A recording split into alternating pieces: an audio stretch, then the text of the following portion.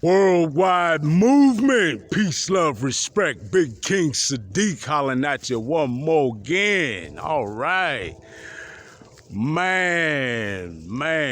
Thank you all. Thank you so much, everyone, for checking me out yet again. Please remember to like, share, subscribe, and thank you all for helping to continue to build this beautiful worldwide movement. Peace, love, respect. Man, I love you all. I appreciate you all, each and every last one of you. You know I'm going to say it. You know I'm going to say it. Another beautiful day, man, in the city of Pittsburgh, Pennsylvania. It just simply couldn't be a better day for this time of year, put it like that. Man, I mean, this is a true precursor of a beautiful spring and the beautiful year that we have ahead of us. So let's enjoy that wholeheartedly. All right, this is a video. It's an important and actually a bit of a tribute to a really close friend of mine, right? Who's transitioned, and well, I'm gonna go ahead and call this an old soul named Patrick. All right. First of all, folks, you know, I didn't always have a vivid concept of, or didn't necessarily frequently even think of the concept of reincarnation, right? Even though, you know, I had some very extensive research in training, definitely very extensive research in theology, studying the basis of pretty much every major religion out there, right? So I was familiar with the concept, and this goes all the way back to me, man, back to when I was in the penitentiary in the early 90s. And yes, folks, in the early 90s, I was in the penitentiary. Hey, listen, I've done, for anyone who got that misconception about Big King Sadiq, that I speak from on some lofty tower, right? Some tower of righteousness looking down on anyone else, man. I judge no one and have no room to. I've done plenty of things that I would rather not have done, made a whole lot of mistakes, done plenty of things I'm not proud of, right? But all of that is the journey. That's the journey. While I'm not proud of the mistakes I've made and things of that nature, I wouldn't take any of it back, because it made me who and what I am today. Ultimately, figuring all those things out, learning and growing. That's what makes us our best selves, right? Certainly what makes me or anyone their best self, I definitely think is certainly what makes a man, right? You know, what you have gone through, experienced, learn, grow, mature. I'm smiling because it goes back to a video that I previously did on that subject. But yeah, even though I had an extensive background in theology and was familiar with the concept of reincarnation, it's not something that was on my daily thought list, so to speak, right? It's not a concept that, again, that I was unfamiliar with. It wasn't something that I put into my lexicon of what impacted my everyday life, right? It just wasn't a factor or something that I gave any conscious thought to. That didn't come until I began this spiritual awakening path, right? Back in the beginning of 17. Well, We'll say that. The actual, no, I won't say that. I'll say not the beginning of 17, the tail end of 2016 to be more accurate. But anyway, old souls are folks who have lived previous lifetimes on this planet. Quite often, many lifetimes on this planet, far more than what we might even be comfortable perceiving, right?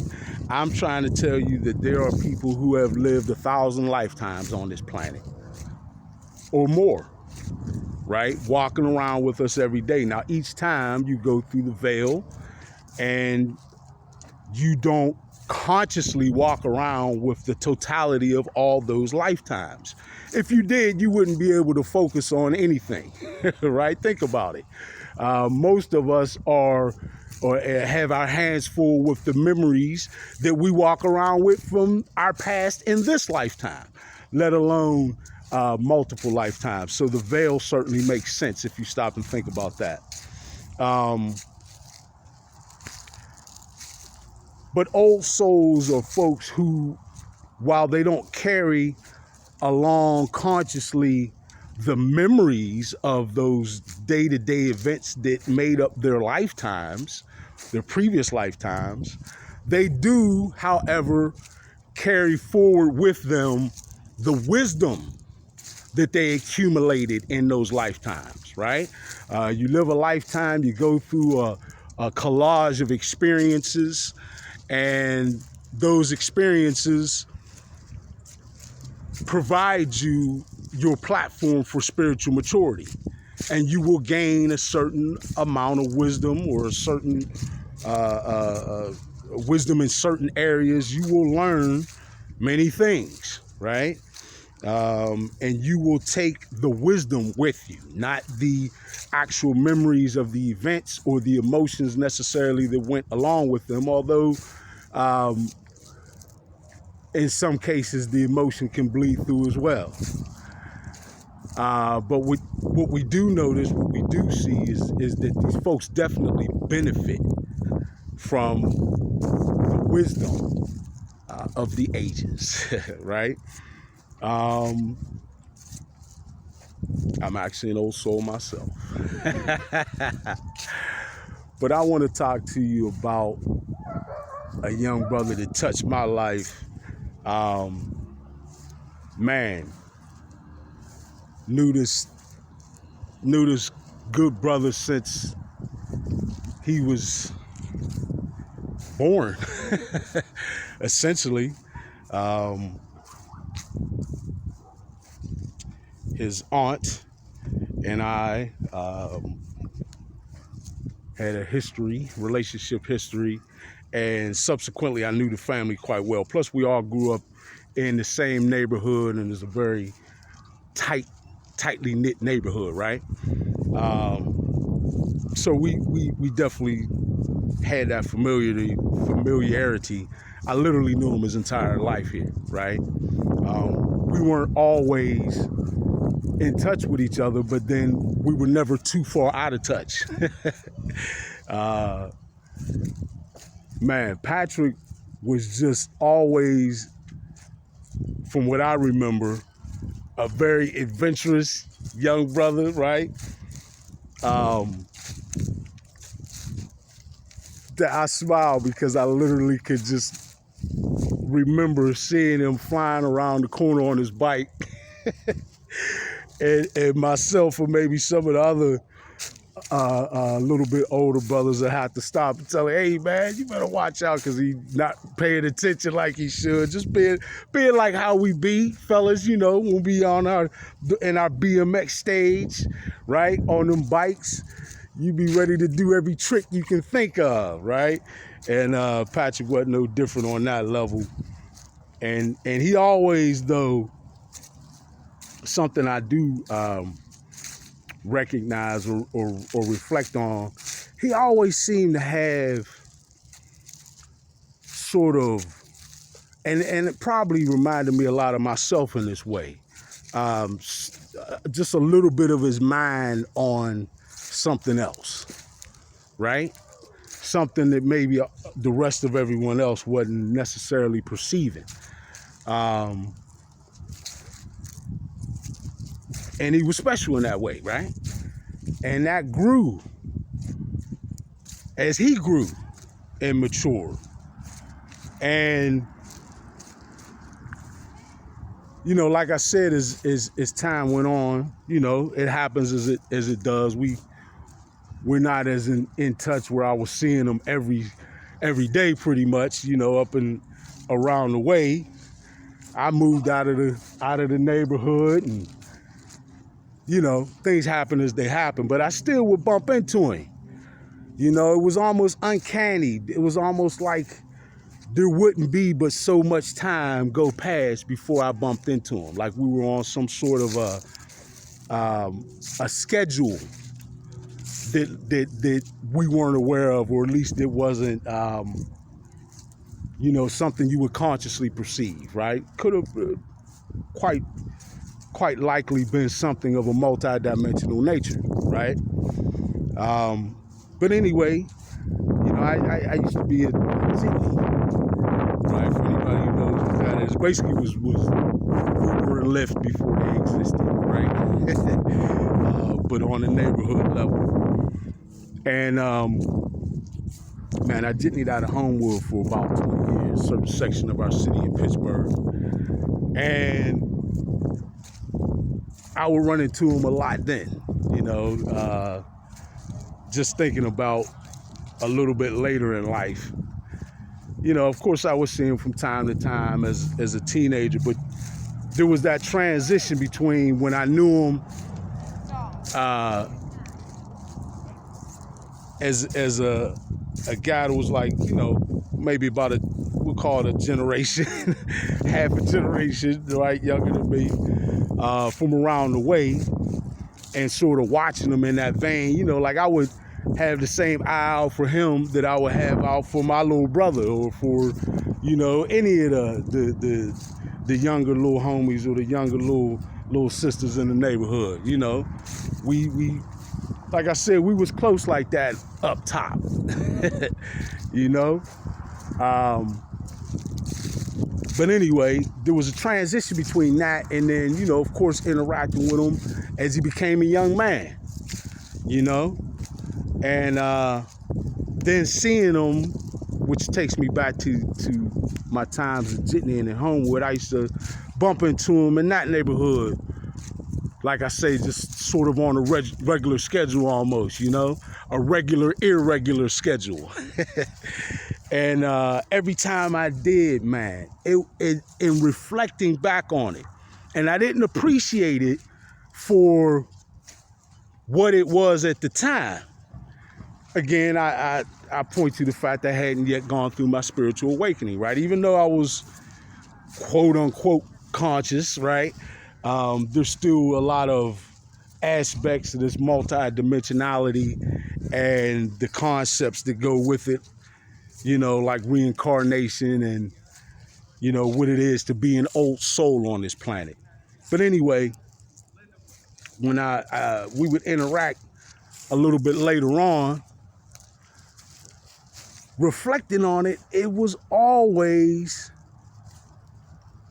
the same in a certain way, and the same in that it's like everything would pause. And when I would see Patrick, it would be like the world hit a pause button or the slow motion button for a minute.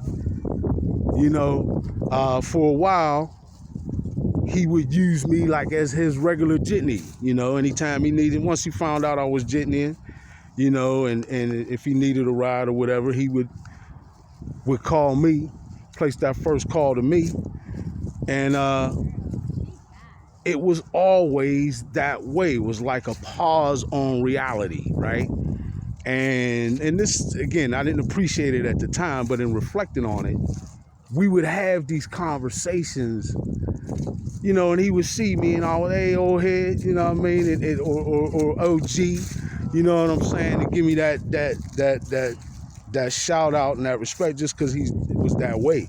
Not that it was a requisite, you know what I mean, not just was his demeanor, you know what I mean. He was just the coolest dude, literally, like the coolest dude you could think of to be your homie, whatever. He just was the coolest dude. So we would connect. He might call me for a ride, or I'd bump into him, or whatever, and we would start talking, man. And like I say, he might refer to me as the OG, but by the time we got done talking, I always felt like he was my OG, right? Just because the brother had that calm wisdom. You understand what I'm saying? There's wisdom, and wisdom can be spoken, wise words spoken in many ways. He had that calm wisdom. I know a lot of y'all feel me, that just super calm, like, hey man, life is life, you know. And he would spit something to me, drop a word, or he was dropping jewels on me, right?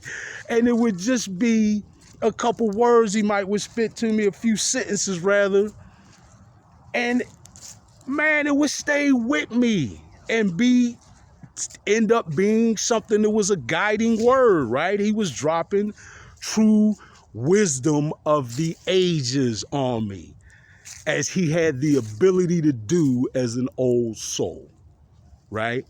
As he had the ability to do as someone who had been here before and was here to touch our lives for a specific reason. And he did that. He did that. And I can smile every time I think about my brother, you know.